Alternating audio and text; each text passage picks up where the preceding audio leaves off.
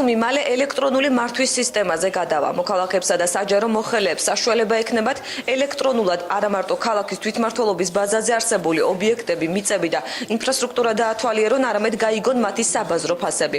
ელექტრონული რუქით დასურათებული ზედხედების ნახვის გარდა შესაძლებელი იქნება მაგალითად დაზიანებული ინფრასტრუქტურის აღსადგენად საჭირო თანხების დათვლა, რაც ექსპერტების შეფასებით სახელმწიფო სამსახურებს მუშაობას გაუადვილებს და ბიუჯეტიც დაიზოგება. ქალაქის საკრებულოსა და მერის თანამშრომლების მონაწილეობით დღეს პირველი სამუშაო შეხვედრა გაიმართა. ევროპული და ამერიკული გამოცდილება სტრატეგიული ინიციატივების სააგენტოს პროექტების მენეჯერმა წარადგინა. პროგრამას არა მარტო ვიზუალიზაციას გააკეთებს ქალაქის მთელი ინფრასტრუქტურის, სოციალური სტრუქტურის საკუთრების, ანუ აღრიცხავს რა ღირს ქალაქი ბათუმი.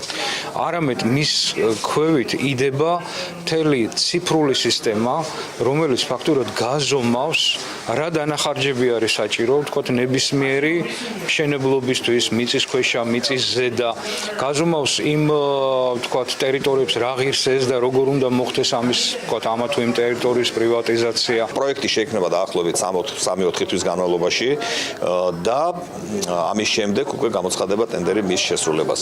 კიდევ ერთხელ ამბობ, ჯამში ჩვენ მე მინდა მოსახლეობა მიცოდეს კარგად. ჩვენ მივდივართ იმისკენ, რომ დაახლოებით წელიწადნახევარ 2 წელიწადში გვექნება ელექტრონული მმართველობა. ეს იქნება ბიუჯეტის ეფექტური ხარჯვა, სწორი დაგეგმვა, ბიუჯეტის პროექტების სწორი დაგეგმვა და განხორციელება და მონიტორინგის და კონტროლის სრულყოფილი სისტემა.